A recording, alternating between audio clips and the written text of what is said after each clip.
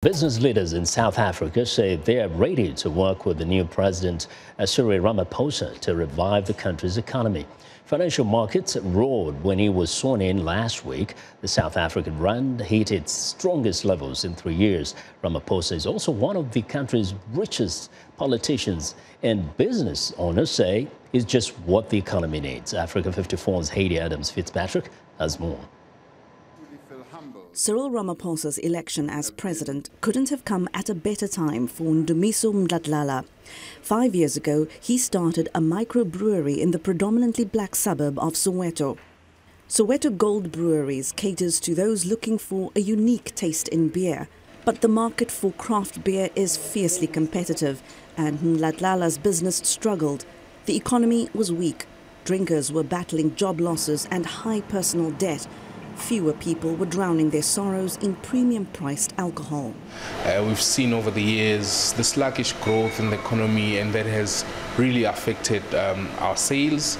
And now with Mr. Ramaphosa coming in, we really hope the economy is going to grow fast. And with the economy growing fast, small businesses like ourselves can also grow at a much faster rate.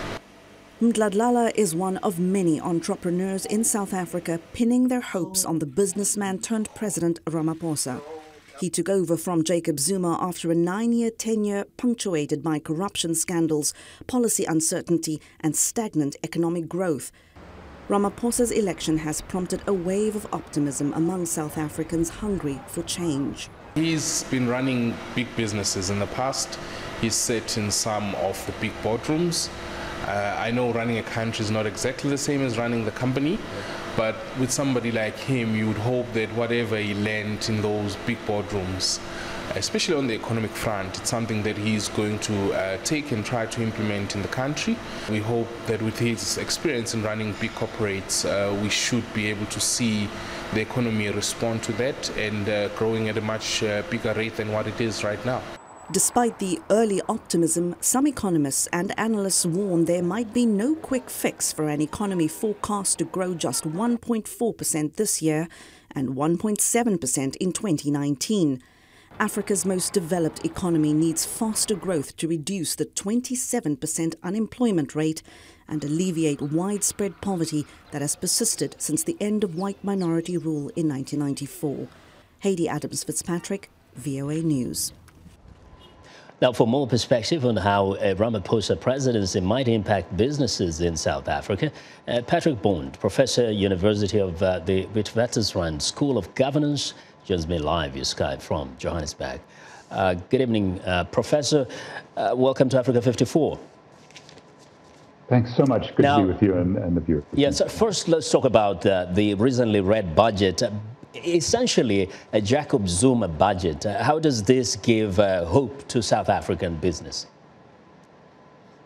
Well, in fact, as you say, Jacob Zuma had some influence in the sense that the biggest single increase was for free education for the university students who've been protesting sometimes very vigorously over the past 3 or 4 years at a national scale. And so there was a real pressure to add roughly $3-4 billion that was above and beyond what was anticipated in October. And it was Zuma's sort of last gasp gift just before his ex-wife, Nkosazana Dlamini Zuma, the former head of the AU, had lost to Cyril Ramaphosa for ANC leadership. So it was sort of seen as a desperation attempt, but it is a promise, and those students wouldn't have allowed that to go by. So to pay for that, what Malusi Gigaba, the finance minister, himself tainted with corruption scandals, particularly the Gupta family deployees, the so-called Zupta, Zuma plus Gupta network. And he put many of them into place. So he was really fighting for his life, and what he wanted to do was to raise the value-added tax. That was about $2 billion worth, and much of that will, in fact, affect the poor. And he offset that a little with increases in the social grants. Now, the other big thing he did yesterday, I was just going to say, was to liberalize exchange controls surprisingly generously to the big insurance and pension funds, the other big financial institutions who now have another 5% of their asset base they can invest abroad. Those are the big stories from yesterday. Now, as president is this new dispensation, what must President Ramaphosa do in the short term, in fact, to kind of make a departure from the ANC governance culture?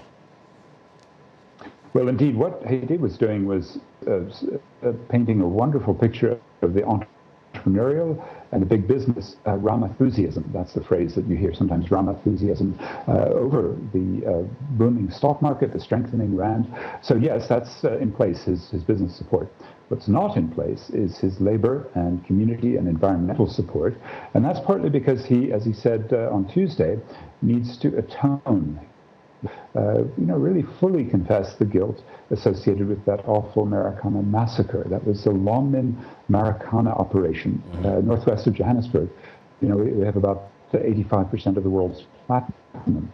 And the workers there wanted a $1,000 a month living wage, and they weren't given it. And that wildcat strike, Ramaphosa described as, quote, dastardly criminal in emails. And he seemed to have arranged the police to come in. Now, he didn't want the police to massacre, but that's what he has to live down. And in terms of the experience he has in business and union, how can he inject that in government?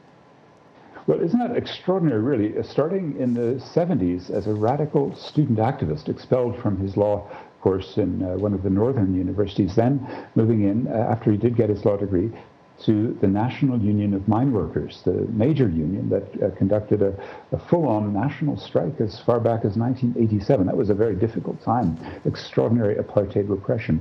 And in 91, then he moved to politics, running the ANC.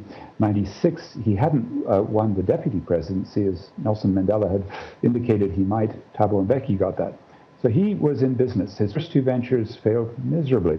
Not really his fault, it was the world economy. And then the big question remaining is, does Cyril Ramaphosa have a way to transcend the sleazy part of big business in the 2000s, Marikana and MTN?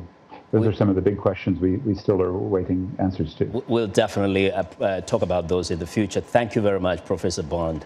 Thank you for your insight.